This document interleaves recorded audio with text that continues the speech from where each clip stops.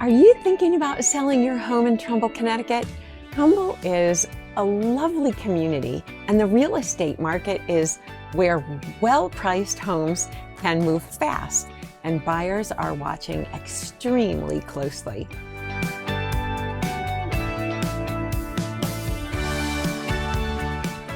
I'm Beth Grasso. Not only do I help clients buy houses, but I really help them sell as well.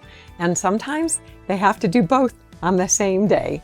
That can often be a conundrum, but we make it happen. We have all of the players to help you make it so that it's the easiest for you.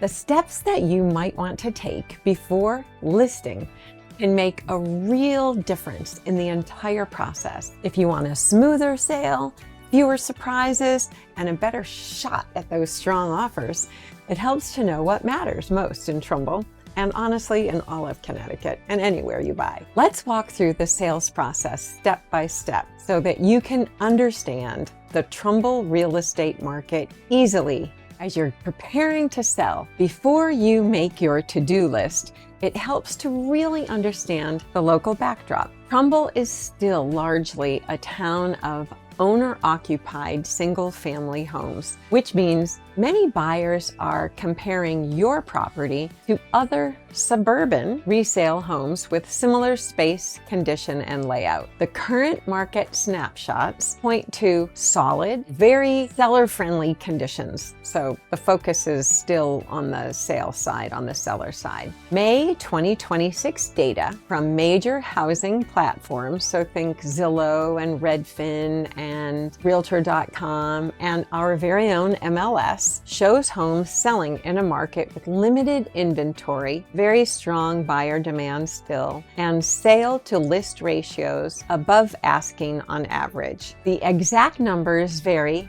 by the source of whatever aggregator you're thinking about, but the overall story is consistent. Well-prepared, well-priced Trumbull homes can attract attention quickly and create a win-win situation for both buyers and sellers. So let's go through the numbers and let's go through the steps and the process. Number one, start with a selling plan. A successful sale usually starts weeks and maybe even months before your home hits the market. If you want to list in the spring, a smart planning window is often late winter, since National 2026 timing research points to mid-April through late May as a strong period for sellers. In my own personal experience, early March or right after the February break is a perfect start date. Your plan should cover getting on the market timing, repairs necessary, paperwork,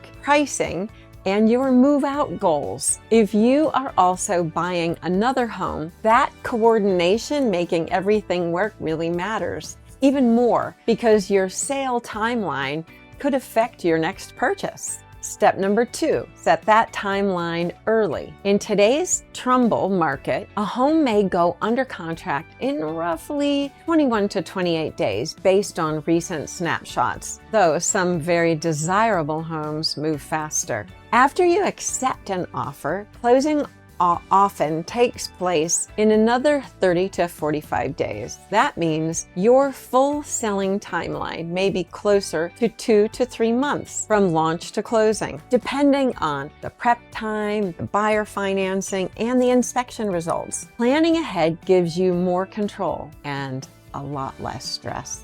Step number three, gather your home records before listing. One of the most helpful things that you can do is organize your paperwork early. Buyers often ask about improvements, age of your utility systems, permits, and whether work was properly documented and completed. Try to collect for your own home building permits, final approvals and certificate of occupancies, renovation invoices, roof, HVAC, or even appliance warranties, utility or maintenance records. When did you last have your septic pumped, for example? Surveys or easement information if it's available and important for your home. This step matters in Connecticut because the Residential Property Condition Disclosure Form asks about several of these topics as well. Having your records ready can help you complete disclosures more accurately and keep the process moving nicely. Step number 4, know Connecticut disclosure rules. Selling a home in Trumbull also means following Connecticut disclosure requirements. For most residential properties with 1 to 4 dwelling units, the Connecticut Residential Property Condition Disclosure Form or report must be delivered and signed by the buyer before the whole process really gets going. So the sellers have to complete it and then you give it to the buyers. The form covers items such as year the house was built, if there's any flood hazard area, any easements, any special assessments, especially if you're a common interest community, which is like a condo, if you had dues or HOA responsibilities, permits, certificates of occupancy, and other known conditions that you as the seller already know and you're familiar with. Step number 5,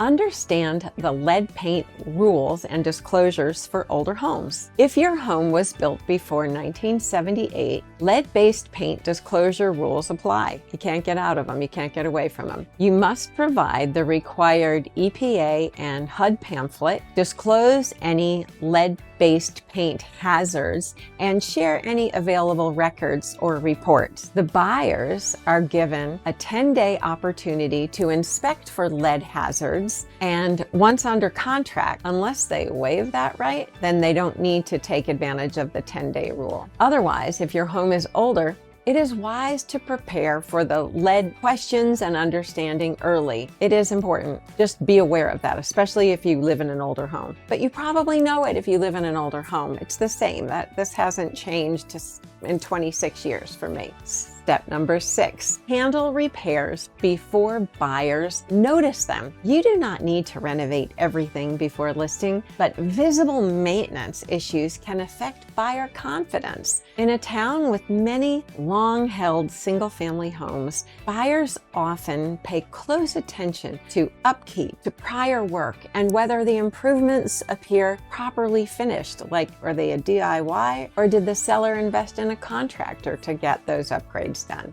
Focus first on repairs that may raise questions during showings or inspections. Examples clearly are things like peeling paint, leaking fixtures, cracked steps, broken hardware, missing trim, or signs of deferred maintenance. Dust, get rid of the cobwebs, clean off your front door, especially if you go in through the garage door. Let the buyers who are interested in your home focus on the house in its best dress for the prom, not the issues you've been putting off taking care of. Step number 7, permits matter in Trumbull, as they do really all over Connecticut. Permits can become a real issue during a sale. Connecticut's disclosure form specifically flags permits and certificates of occupancy as items buyers may want to verify, and Trumbull's building department handles permits and COs locally. If you finished a basement, added a deck, updated the electrical work, or completed another major project, gather the paperwork now if possible. That can help prevent last-minute scrambling once a buyer starts asking questions. Many contractors do take care of closing out the permits for work that has been done on your home, but be sure to ask your contractor if they actually did it, if they're going to do it, and if that final certificate of occupancy has been received. Step number 8, price from the market, not from your tax card. One of the biggest mistakes sellers could make is using the tax assessment as a pricing shortcut. In Trumbull, the assessor states that property is assessed at 70% of fair market value, and the town revalues roughly every 5 years. That means your assessment is not the same as current market value. A strong pricing strategy should reflect recent comparable sales, your home's condition, the current buyer demand, and how your property compares to active competitive listings. The pricing process is aided tremendously by a professional realtor helping you. I do believe this. All right, step number 9, why pricing still matters in a seller's market. Even in a strong market, price matters. Buyers in Trumbull may move quickly, but they still compare value, condition, and the presentation of the home across similar homes for sale. A price that is too high can reduce early interest, while a sharp launch at a realistic price can create more activity in the front and stronger negotiating power for you as a seller. In a market where some homes receive multiple offers, smart pricing helps you capture momentum. It's wonderful. It's like a honeymoon period. Step number 10, prepare your home for photos and showings. Presentation and how you look matters because buyers are human and they often form their opinions quickly. A clean, bright, uncluttered home helps buyers focus on the space itself rather than your personal belongings or unfinished tasks. So start with the basics. Deep clean the entire home. Reduce the clutter in the closets, on the counters and storage areas. And my favorite line here is be ruthless with the stuff. Get rid of it if you can. You don't want to move it. So you can also touch up paint where needed. Replace those burned out light bulbs that you've been living with. Freshen up your landscaping and entry areas. Remove overly personal or distracting decor. I think that's important. I mean, people want to envision living in the home, and especially if it's a happy home, you can leave some of them. But the majority of it can distract them while they're looking at the property. Step number 11, think about staging and positioning. A listing agent should help you develop marketing strategies that include staging and positioning of your home as it launches on the market. It does not always mean fully furnishing a vacant home or even painting every single room. It's really not like on TV. Sometimes it means rearranging what you already have so a room feels more open, functional, and easy to understand. I did once have a client that loved what our stager created so much, they almost decided not to sell. Go figure. In Trumbull, where many buyers are shopping for everyday livability, clear room purpose, and clean presentation of that room can go a long way. During the pandemic, we would have dining rooms that then would have a desk against the wall. And I recall so vividly the stager saying, let's just purpose this room as a dining room. We're gonna move that desk out to the garage or somewhere else, but it's confusing as buyers walk through. Professional photography also becomes much more effective when the home is properly prepared. Step 12, launch that listing with broad marketing exposure. When your home is ready, the goal is a polished launch with as wide as possible. I was taught A to Z visibility. Broad exposure matters because more buyers seeing the home can increase the odds of strong interest and competitive offers, which is what every seller wants. Zillow's 2026 listing research found that homes marketed broadly on the MLS sold for more than homes kept off of the MLS. Did you know that? Off MLS listings sold for a median 1.5% less, which was nearly $5,000 on a typical home in that specific research. Step 13, first impressions count, don't they always? Even in our own just personal daily interactions. Your first days on the market as a new listing are especially important. In a fast-moving area like Trumbull, buyers often watch new listings closely. It's like an addiction, and they really will act quickly when a home feels well-priced and well presented. That is why the combination of pricing, preparation, professional marketing, and timing matters so much. A strong launch can set the tone for the entire sale and the entire process. Step 14, review offers carefully. The highest price offer is not always the best offer. Once offers come in, you will want to look at the full picture that they entail, including the financing strength. Is it cash or do they have a mortgage? Contingencies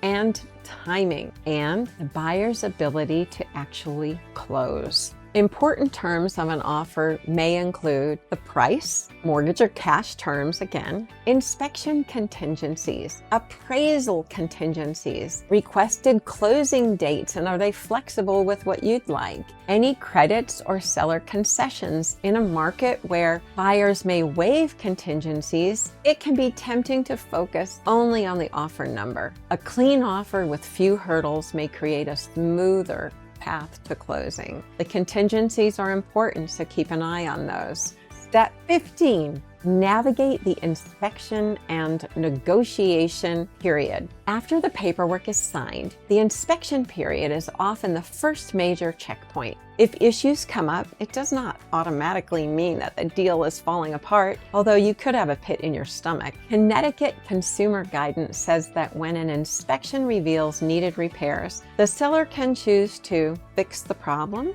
offer a credit at closing for that issue, and in some cases, the parties may negotiate or renegotiate terms rather than starting all over again at the first spot in the process. 16, let's keep the deal moving forward. That's what your agent should be doing. That's what their goal is, to get both the buyer and the seller to the closing table. So this is one stage where preparation really pays off. If you've already addressed obvious issues, you've organized your records, and you've disclosed known conditions clearly, you really might be in a better position to respond calmly, keep the transaction on track. The goal is not perfection. The goal is fewer surprises and a practical response when questions arise. An unemotional response is the way I like to think about it. Step 17, get ready for closing.